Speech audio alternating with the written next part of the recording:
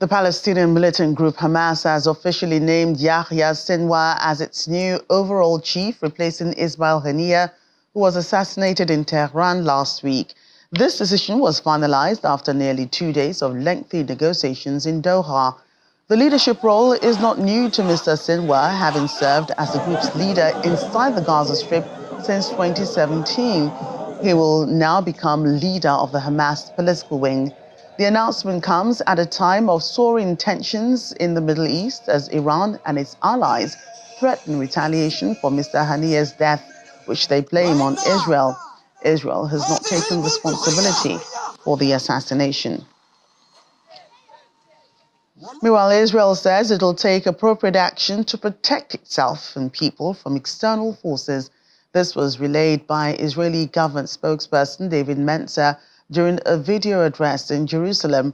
Mr. Mencer's comments come as the country braces for a possible retaliatory attack from Iran after an assassination on its soil for which it blames Israel. The government of this country in times of difficulty. Israel is, of course, no different.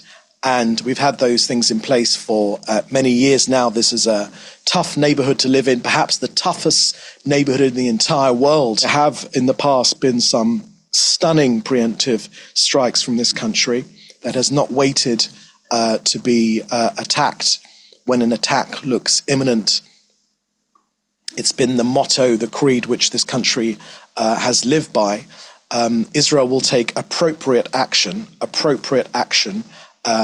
which has been guided by its elected government to protect the people of this country, and be in no doubt that this country will be protected. If there is a any preemptive action to be taken, it'll be mandated by the government and instructed to the IDF, which the IDF made clear, of course, that it will carry out the will of the Israeli government. The shopping malls are bustling, the schools are off, the kids are off school, they're all busy doing their things.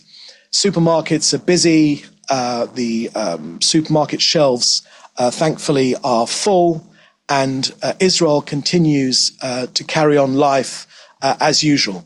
We know, of course, that we live in the most dangerous neighborhood anywhere in the world. This is a tough place to live. But of course, we have a 3,000-year-old link to this country. This country was created 76 years ago as a bulwark to say no more will Jewish people be facing anti-Semitism and have no one to defend them. This is the only Jewish state in the world. I think every one of our citizens here knows that and appreciates that. The VOA's Dale Gavlak joins us for more. Dale, great to have you today. Hamas has named Yahya Sinwar as its new leader after Ismail Haniyeh's death. He is seen by Israel as the mastermind of the October 7 attack inside Israeli territory. What does this signal to Israel? Well, look, Yahya Sinwar has taken a very hardline stance toward the war itself. It's gone on for 10 months now. Analysts do not expect him to conclude a deal, a ceasefire agreement with Israel that would end the fighting in Gaza and lead to a return of some 111 hostages from Israel in Gaza. However, the Hamas spokesman, Osama Hamdan, said that Sinwar would continue ceasefire negotiations. But we have to keep in mind, he's been really having an uncompromising vision on the course of the battle going on in Gaza. And it seems that he wants to keep that going on as long as he can in an attempt to undermine Israel's international reputation, as well as to damage its relationship with its primary ally, which is the United States. And this leadership position is not new to Mr. Sinwar after serving as the group's leader inside the Gaza Strip since 2011. Give us a picture of the 61-year-old's leadership style. Okay, so basically, he is considered the most wanted man in Gaza by Israel. He's known to be secretive. He is rarely seen in public. That's because he spends most of his time underground in one of the tunnels. And yet, beside that, he has a firm grip on Gaza, and that's because he has built Hamas's military capability there. Now, early on, he was in charge of basically an intelligence directorate to find and punish Palestinians that were suspected of either violating Islamic morality laws or of collaborating with Israel. He was jailed in 1988 for 20 years in Israel for murdering 4 Palestinians that he accused of apostasy or collaboration.